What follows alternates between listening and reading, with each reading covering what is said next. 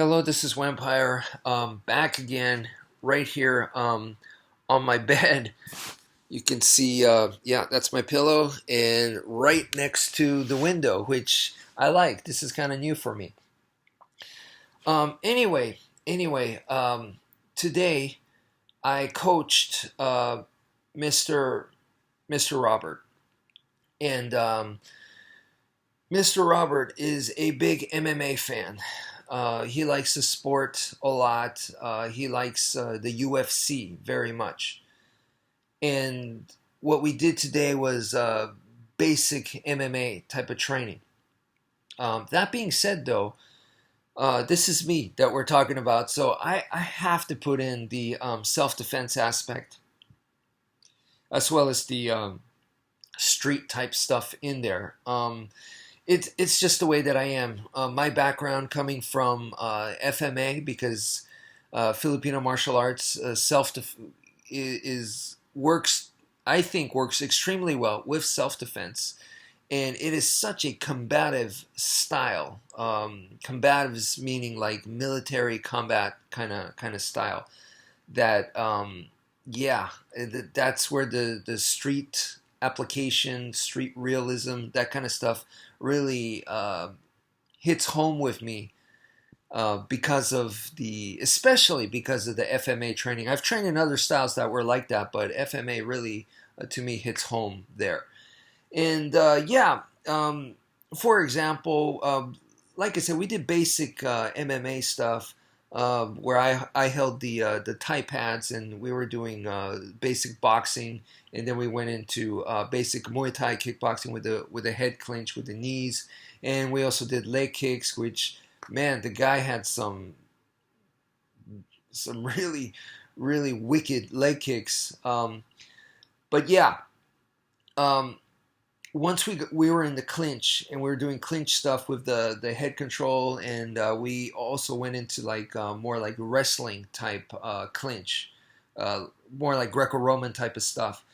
In that part, we were going from stand-up striking into the clinch. Make it, you're entering with punches and strikes, punches and kicks, and then to fluidly go into the clinch. And this also includes level changing with takedown, shooting in type attempts and stuff like that. So just putting it all together, but still keeping it light and just getting the feel of it, and once again just putting together your striking combos mixed with the grappling. But once you get into the clinch, I was like, okay, this is the knee brush. The knee brush is a technique where my understanding essentially comes from Tai Chi.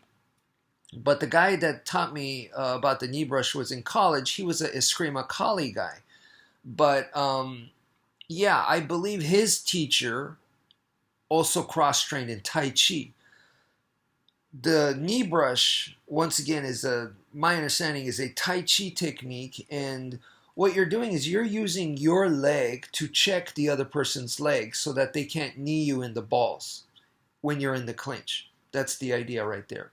Basic, nice and simple, but yes, in the sport of MMA, it's illegal to knee the guy in the balls, so a lot of times they are standing square.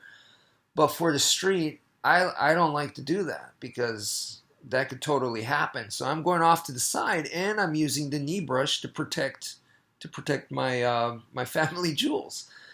And that's one of the things that I covered today. And it was cool to, once we started sparring, he was using that on me, and he was making sure he's using the knee brush, and I was like, cool.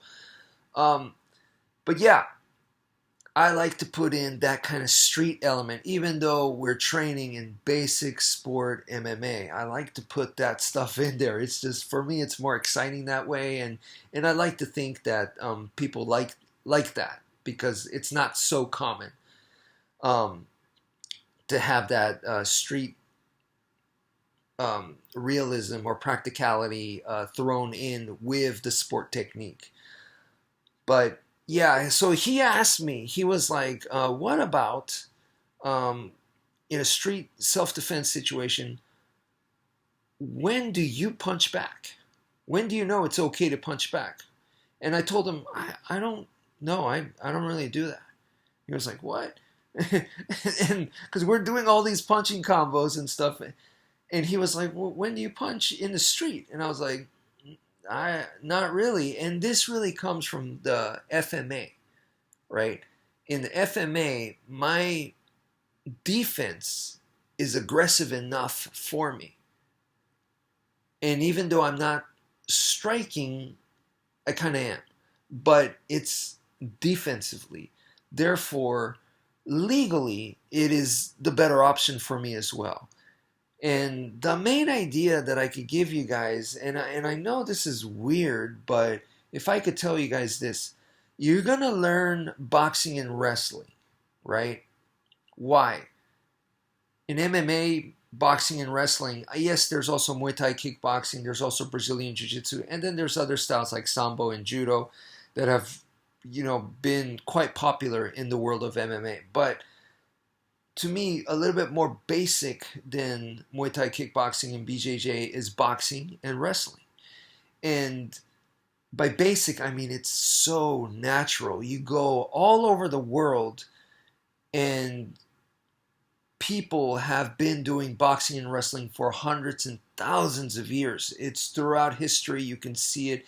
And once again, all over the globe. It's so natural. Therefore, what that means is you need to be able to do it, because in a street situation or a self-defense situation, it can happen. Period. Even if you don't want it to, it can totally happen because it's that natural.